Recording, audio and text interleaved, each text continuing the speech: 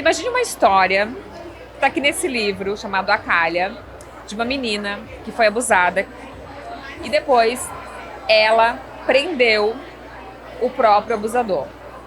Parece uma história de ficção, mas é uma história real. E a escritora, a autora e que foi vítima tá aqui comigo. Olá, Jéssica. Olá, Fábio, tudo bom? Que história, hein? Grande, Uau, uma grande história.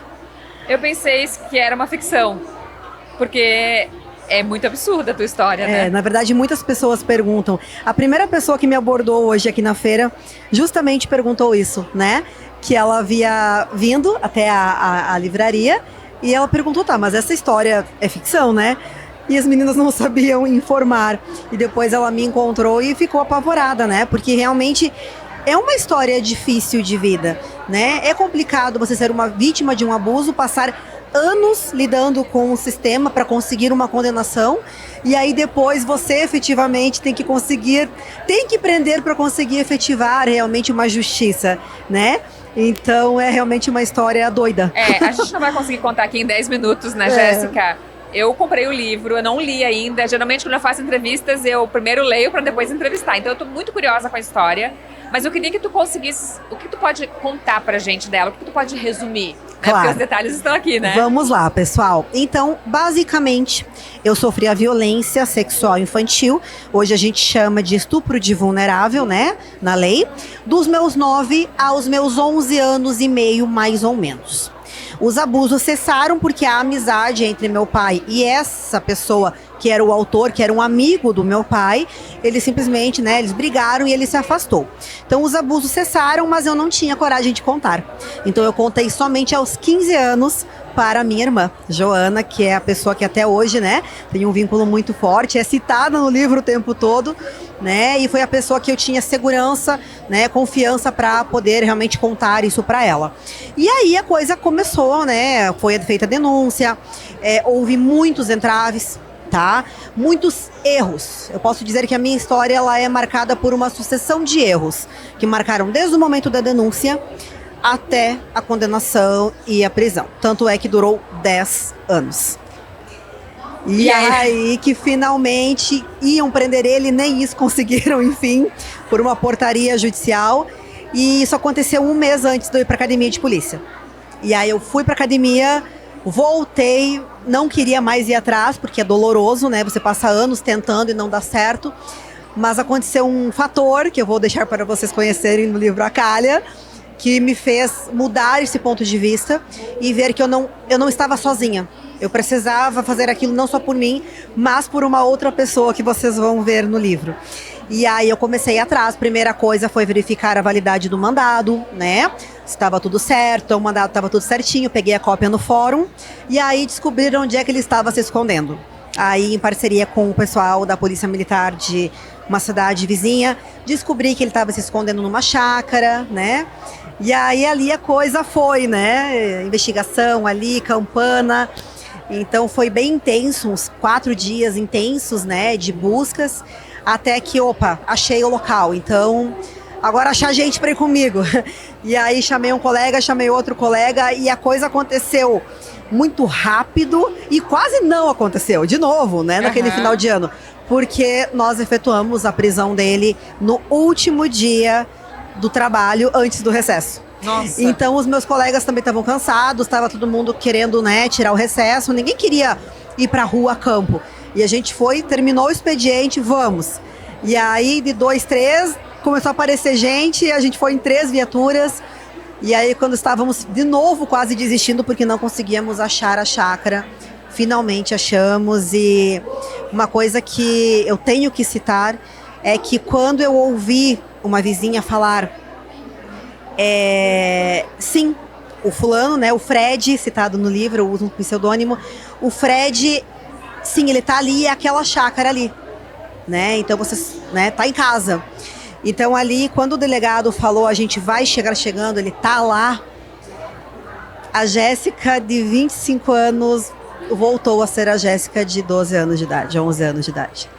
Eu comecei a suar, eu comecei a tremer, eu comecei a ficar com medo dele, medo da situação. E desde então não tinha mais tido nenhum contato? Não. Mas é como se tivesse voltado tudo, sabe? Imagina. E ali foi muito bacana a parceria que eu tive dos meus colegas, né? Porque eu sentia confiança. Você é policial civil, né? Sou policial civil, vai fazer 9 anos em julho. Então esse fato aconteceu em finalzinho de 2016. Então muita coisa, né, aconteceu desde então. Fiz mestrado, né, muita palestra, agora estou retornando também, né, para esse campo com o objetivo de alcançar as pessoas, né, seja na parte do abuso sexual ou da violência doméstica, que também é um tema muito importante, do qual, infelizmente, eu fui vítima também. Então, será tema de um segundo livro. E, finalmente, conseguimos, então, prendê-lo. Ele está preso? Ele não está preso, ele ficou preso 1 ano somente, porque foi condenado pela lei antiga. E na lei antiga era crime contra os costumes, não era crime contra a dignidade sexual.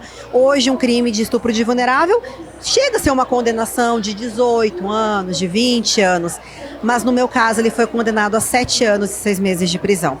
E a progressão de regime naquela época não tinha como é hoje. Hoje nós temos, é lei, crime hediondo, então vai ter que cumprir 45% da pena, 50% da pena, para poder ir progredindo de regime. Então fica muito tempo, fica 10 anos lá preso, até realmente conseguir progredir de regime. E que não foi o meu caso. Ele precisava cumprir 1/6 da pena, então ele ficou somente 1 ano desses 7 efetivamente preso. E você sabe se ele fez isso com outras pessoas? Na verdade, foi um dos motivadores para eu ter contado. Que chegou ao meu conhecimento que ele estaria fazendo isso com outras meninas. E temos uma vítima que chegou a relatar, mas acabou o caso não indo para frente na época.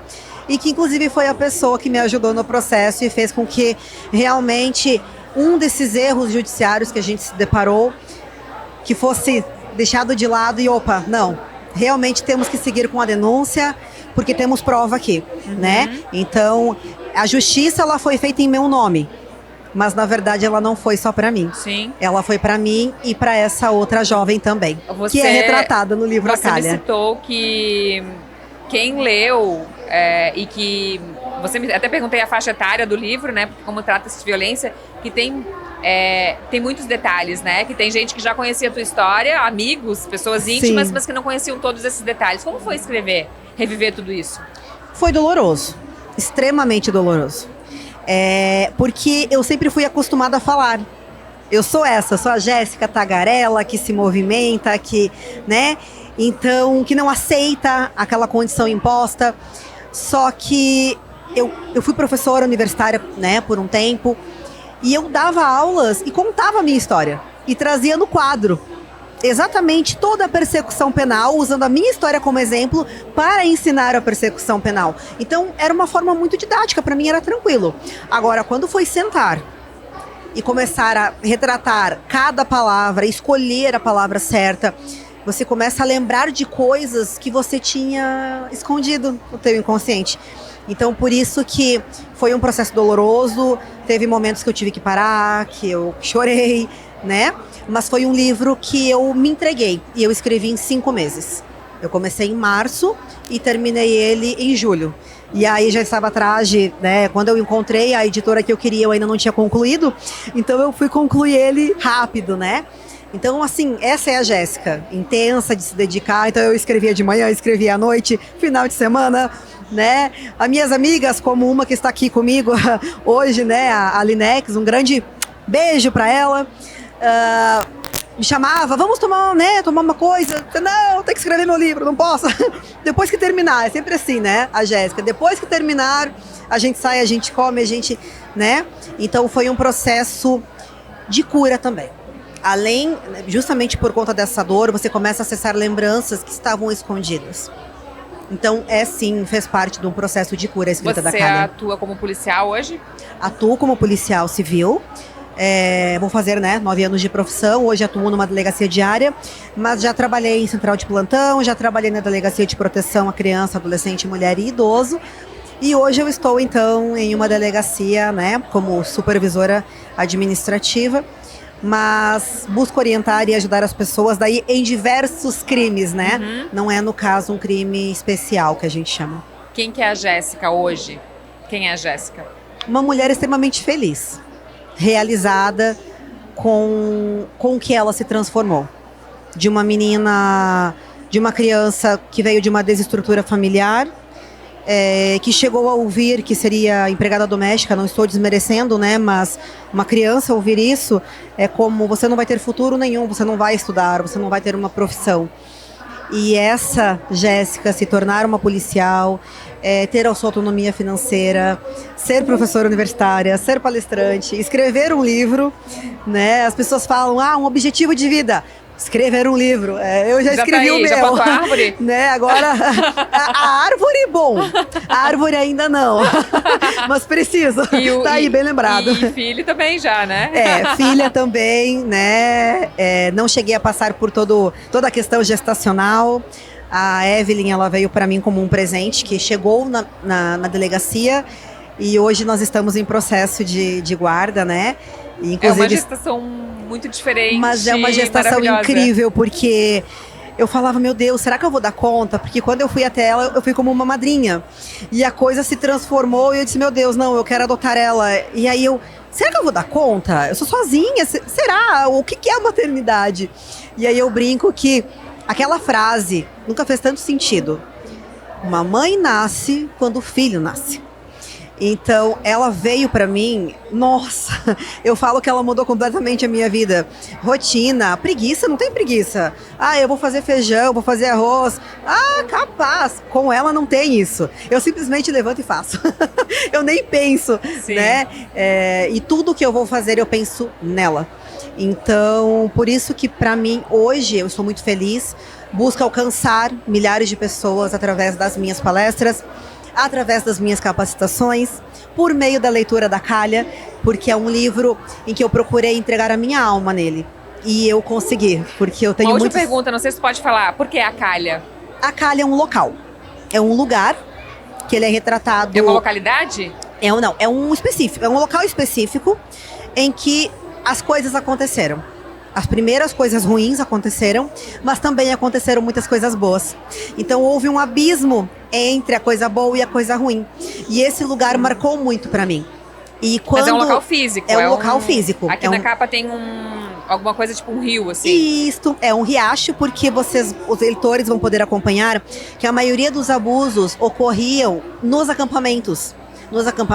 E quando a gente ia nos rios se banhar no final de semana. Então a Calha, ela é um lugar assim.